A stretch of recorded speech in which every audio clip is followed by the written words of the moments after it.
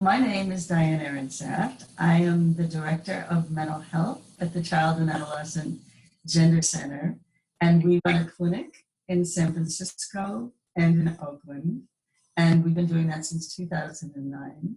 And I am also a board member of Gender Spectrum, which is a national organization serving the needs of gender-expansive children, their families, and the community.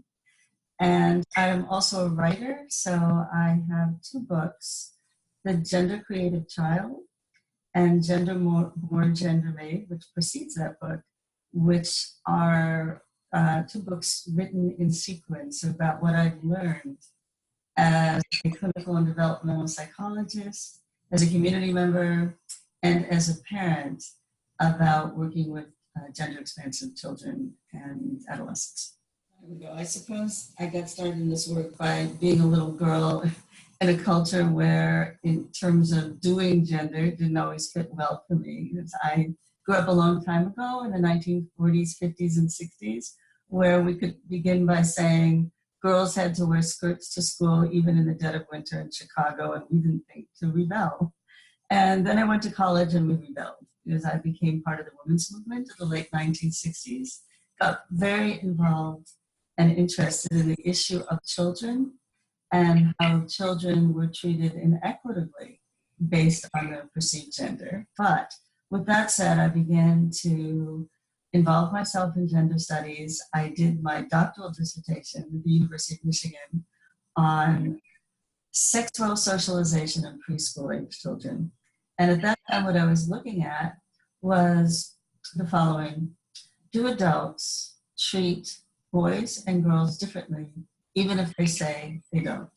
It seems like an obvious answer, and I did come up with the answer, yes, they do. And gender has been my area, my interest consistently ever since then to the present. And I also, in the midst of all this, many years ago, exactly 41 years ago, I gave birth to my second child, and I had an older girl, a younger boy, and my husband and I were very committed to raising our children in a quote-unquote non-sexist way and making sure they had every opportunity to express themselves as they wished. And I ended up having two children who very much liked tutus and no child who liked a truck. And one was my daughter and one was my son. So I had experience many years ago of raising a proud, gender-expansive son. And I would say my best learning came from that. There's no child who is exempt from the concept of gender stereotypes. And really, gender stereotypes are our belief systems based on the social prescriptions and proscriptions for what a person of a certain gender should do. And we are all guilty of either following, enforcing, or reacting to those stereotypes. So I'll give you my own example of how it can take a twist from my own parenting. I mentioned I had two children who loved tutus, and my older child, my daughter, was indeed a ballerina and did that seriously. But when they were children, I gave full license to my son to break gender stereotypes by wearing tutus and loving wearing any kind of frills, glitter, or quote-unquote femme colors and clothes. With my daughter, I didn't give her the same latitude because I didn't want her bound by the gender stereotypes that said girls don't get dirty and girls should wear pink and soft colors. And unfortunately, I had a daughter who didn't like to get dirty, and she liked pink and soft colors. And because I was defying stereotypes, I didn't give her the opportunity to be the person she was trying to tell me she was. And I've asked her many years later for her forgiveness, which I think she's given me. She did, as a senior in college, take a course on gender studies. And she wrote her senior paper on growing up with a feminist mother. And she had many examples of the way she was restricted by my objecting to stereotypes and not seeing them as also simply her desires. So I would like to send that message out to everybody. that every child should have the freedom to express their gender as they wish and not how we want them to. The perception that a young child couldn't possibly know their gender is rampant in our culture, and it is also used as a weapon against anybody who does gender affirmative care or anybody who is a gender affirmative parent. And it goes like this.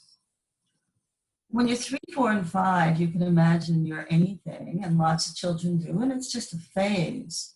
But there's something as deep and as essential as the gender you are is way beyond the capacity of a little child to know, particularly to know that, hey, I'm not the gender you think I am based on the sex assigned to me at birth.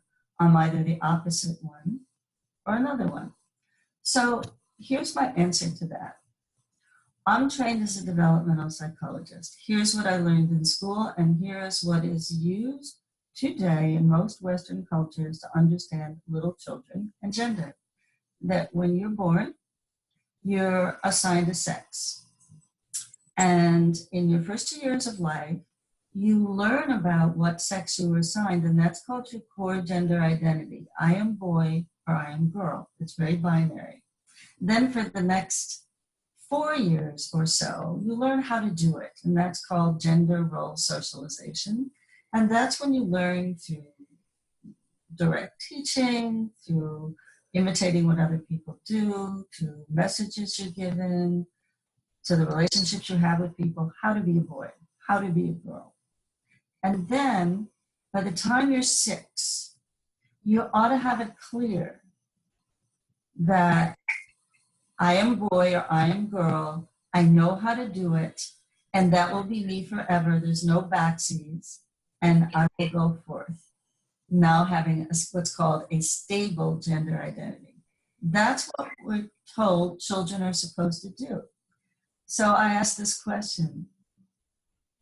How come that only applies to cisgender children, those children whose gender matches the sex assigned to them at birth, but it doesn't apply to transgender children? That they can't know their gender, but cisgender children can. And I would say, isn't that a double standard? And if you define double standard as often meaning it's fine for one group but deplorable for the other, I think we have an example of discrimination here when we only give the opportunity and recognize the ability for cisgender children to know their gender by age 6 and transgender children not to. And I will add to that, if your eyes are open and you listen carefully, there is a small group of children who will know very early that we got it wrong, that the sex we assigned to them when they were born is not matching the gender they know themselves to be. And if we give them the opportunity to live in the gender they know themselves to be, they get happier, they do better, and they are everything we want for children to be, which is expansive and happy families. When a family comes to the pediatrician and says, I'm not so sure about my 3-year-old. My 3-year-old insists on a boy's haircut and throws girls' clothes to the ground, won't wear a dress, will only wear her brother's clothes. And the pediatrician says, oh, don't worry about it, it's probably just a phase. In that comment, you have had perhaps the first or maybe one of several microaggressions that that child will meet up with and that family will meet up with, because it's just a phase is typically used by pediatricians and parents to acknowledge behavior of a child that you hope will disappear fast, like terrible twos, not sleeping the night, only eating white noodles. It's just a phase, don't worry about it, it will go away. And so there's a message there that it hopefully can go away, which means it's not a good thing.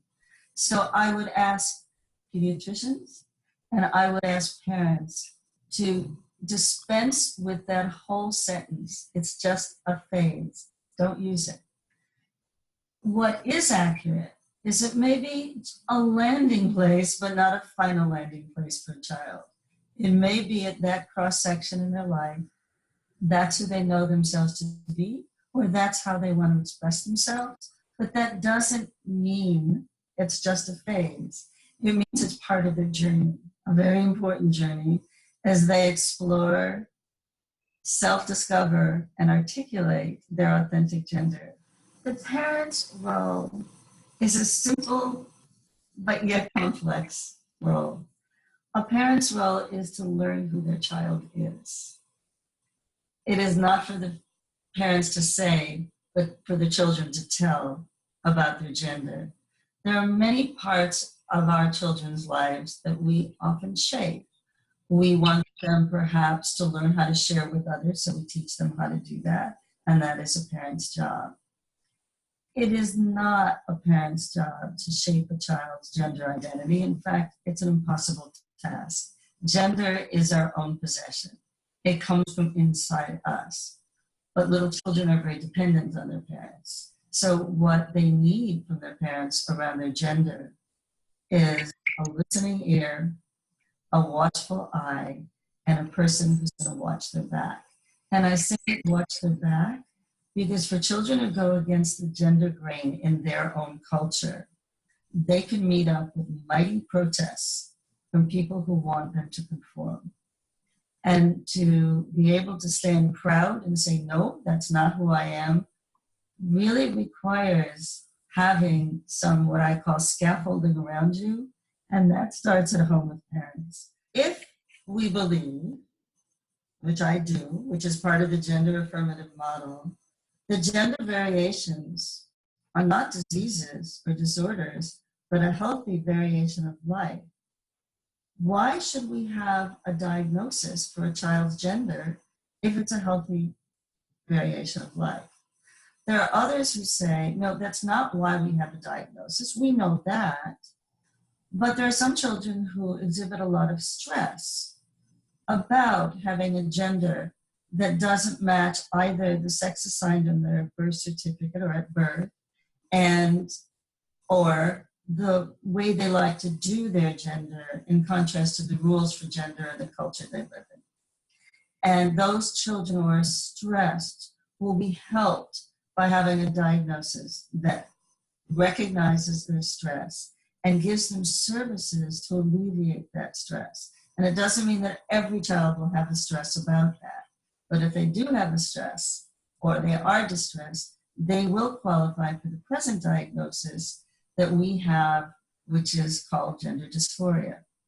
So in that controversy, I will mention that in 2015, the membership of WPATH, the World Professional Association for Transgender Health, was asked to weigh in on this, to vote on whether they thought there should be a childhood diagnosis. The vote was split 50-50. There was a vote before that by a smaller committee of a working group of the World Health Organization and WPATH members. Vote was taken in that smaller group, exactly the same split, 50-50. So here we have a lack of agreement. And I would say that those who vote for a diagnosis are not voting for it because they believe that gender expansiveness is a disease or a disorder. It's because they believe it will help children get services. So I will now self-disclose. I am against the diagnosis. I think just as it helped to remove the stigma from homosexuality, quote unquote, by taking it out of the DSM as a mental health diagnosis, so can we help children feel proud about their gender, how families feel comfortable with their child's gender if we stop diagnosing it as problematic. And I will say that one of the things that fearfully is happening is that those who oppose the model we work in, the gender affirmative model, use the diagnosis to make the argument that these children are disordered, maladaptive, and need to be helped to conform to society's expectations for gender. to be able to adapt to the gender that matches their sex assigned at birth, because that's realistic and anything else is a delusion. Those are dangerous thoughts, and they're harmful to gender expansive children, transgender children. They're harmful to their families. They're harmful to all of society. So I think it would help get rid of that stigma if we also got rid of the diagnosis. There was groups of children who entered clinics early in life, and they received in the past a diagnosis of gender identity disorder, and now in the present, a diagnosis of gender dysphoria, which has replaced the old diagnosis. Nobody measured those children to see whether they were transgender or not, or what their gender expressions were. So instead, the only measure used was gender dysphoria or gender identity disorder. And then they followed those children and discovered that a fair number of them who had that diagnosis early in life didn't have it anymore. And a smaller number did and went on to become transgender. But we couldn't have known until puberty. And I responded by thinking, yeah, we could have.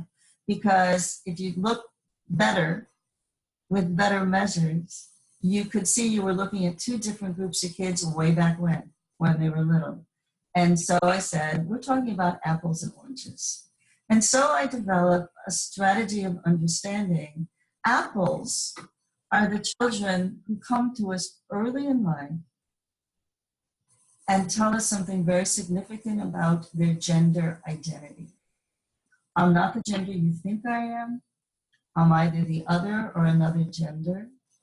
I may be very unhappy about the body I have, particularly what's between my legs, because everybody keeps telling me that means you have to be a boy and you'll always be a boy because you have a penis, or you have to be a girl and you'll always be a girl because you have a vagina, leading to those kids being very unhappy. And also, if you listen carefully, those children, the apples, will say not, I wish I was a boy if they were assigned girl, but I am a boy. So in that simple verb, to be or not to be, you could hear something very important. Lastly, if you spend time with young children, you will find among the apples that their play isn't just frivolous play. It's serious work with an urgent message. Please listen to me. Pay attention to what I'm trying to tell you. If you don't listen to my words, let me show you in my actions. Let me show you in the way I want to dress. And it's not just play and fun. Those are apples, and I would say those are our youngest cohort of transgender people. And they are the ones who get labeled the persisters in the data. Then we move over to the oranges. And those are the kids who, rather than saying, I am either opposite gender or other gender person, they'll say, sometimes I wish I was, or maybe I would like to be, when they're very little. I would say sometimes the apples have to do that too. When they learn, if they say it straight out, people are going to get really upset. So this is indeed not as simple as I'm saying. I'm simplifying it now. The oranges are much more interested in their gender expressions than their gender identity. Gender expressions, how I do my gender. Gender identity, who I am, male, female, or other. Their play, therefore, very much looks like fun rather than urgent messages. And a good number of those children, not all of them, but a good number, are going to grow up someday to be our gay and lesbian youth and adults. And they explore their gender expressions on the way to consolidating their sexual identities later. So those are our oranges. And those are the kids who get labeled as the D sisters in the literature. And the implication there is they weren't going to go, they're not going to go on to be transgender. And since we can't tell the D sisters from the Per sisters till they reach puberty, we shouldn't let anybody socially transition because it's too early to know. And I would say that is a false assumption, that I can tell you from our work at the clinic that we see children as young as 3, 4, 5. Number one, know that they are an apple, get help being recognized as being an apple, that they are given the opportunity to socially transition to the gender they know themselves to be. And there's something we call the ex post facto test. When they're allowed to do that, they blossom. And sometimes some worries or behavioral symptoms they had before, like being anxious, like being angry, like not being able to sleep at night, like not wanting to go to school, go away. They just simply disappear. And what you see is a blossoming child who's finally getting to be who they know themselves to be, and having other people recognize them for that person. And that is, to me, the best demonstration that, yes, we can know when a child is young if we use the right tools and put the right lenses in our glasses to see that. And I do want to add one more thing. I had to add a third category to the apples and oranges, and those are the fruit salads. And those are our non-binary children who mix up both gender identity, gender expressions, and say everything instead of either or, all and every. So what it means to be a gender affirmative mental health practitioner is that you follow the following tenets in your clinical work. Number one, that gender variations are a healthy component of life. Number two, that gender varies from culture to culture, so you have to be culturally sensitive and recognize the complexity when gender weaves together with all other parts of oneself within a particular culture. Number three, that gender is neither pure biology nor pure nurture, that it is a combination of biology, environment, and culture. It's something that I call the gender web, that each of one of us is weaving together, spinning together components of nature, components of nurture, and components of our culture to be the gender that is ours, ourself, and that every person's gender web is going to be different than the next person's. And it's like fingerprints, unique to each individual, but unlike fingerprints, can change over time. So with that said, one of the tenets of a gender affirmative mental health practitioner is that gender is not static. It can roll out over the course of a lifetime, and therefore it's the obligation of the people who care for any individual to make sure that the pathways are open, that that gender can unfold over the course of your lifetime, which means that the gender web that you die with may look very different than the gender web that you had created for yourself when you were in preschool. So the next thing is that in the mental health provision of care for children, for adults as well, it is not for us to tell the children who they are, but to listen and find out from them who they are and support them in finding the road to getting to live authentically in their, what I call, true gender self. And if there are any problems that a child is exhibiting, say anxiety or depression, which is very common for children who are gender expansive in a culture that isn't totally supportive of that, that we recognize that whatever psychological issues they're coming up with are most likely a result of poor environmental provisions, either rejection, lack of recognition, lack of understanding of who they are. So that we say that pathology more likely lies in the culture rather than in the child. And therefore, it is our obligation not just to stay in our individual offices, but to address the pathology in the culture so that we can turn it around so that not just the child, but the culture around them will be gender expansive. So in our work, it is misconceived that because we say we listen to the child, we don't tell them about their gender.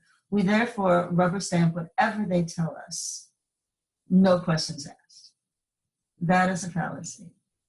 That listening is an active endeavor that takes very honed therapeutic skills when we're talking about something as deep, as expansive, and as sensitive as one's gender self. So the listening can be a short-term or a very long-term process, simply as long as it takes to, in teamwork with the child and their family and any other person involved in their care, get in focus who that child is. And we do recognize that there are rare occurrences when a child may glom onto gender as a solution to another of life's problems. And we do need to make sure we sort that out, to make sure that gender is the core of it. When a child comes to us with gender conundrums, gender confusion, or strong gender desires, we want to make sure it's authentic. And as I said, not a solution to another of life's problems. I'll give you an example of that. A family contacted me many years ago because their now school-age child was suddenly insisting that she was a boy, wanted a haircut, wanted only boys' clothes, and never had shown any signs whatsoever of gender expansiveness or quote-unquote cross-gender interests prior to that time. They were very confused. Their child seemed very stressed out. Would I help out? And I said, sure. And I will say in parentheses, I don't regularly see kids who are gender expansive just because they're gender expansive, only if they're having some psychological stress or distress about it, or if I can help the family get them in focus. In this case, it was stress and distress.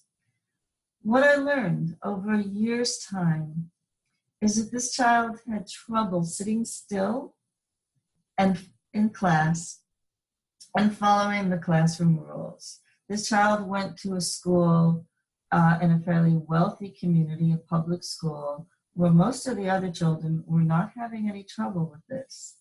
But if you did act up in class, you were sent to the principal's office. She was getting sent to the principal's office an awful lot. But she looked around her because she was an observant little soul, and she noticed that boys were doing the same thing she was, and they weren't getting sent to the principal's office, apropos of my original doctoral dissertation. Yes, adults relate differently to boys and girls. Ergo, she put it together that if she became a boy, she wouldn't go to the principal's office so much, and she hated going to the principal's office. It was a horrible experience for her. So over the course of the year, we attacked the central problem, which is not being able to sit still in class and having a hard time with that. And as she developed some greater skills to do that, to avoid being sent to the principal's office, her desire to be a boy first went down and then disappeared completely.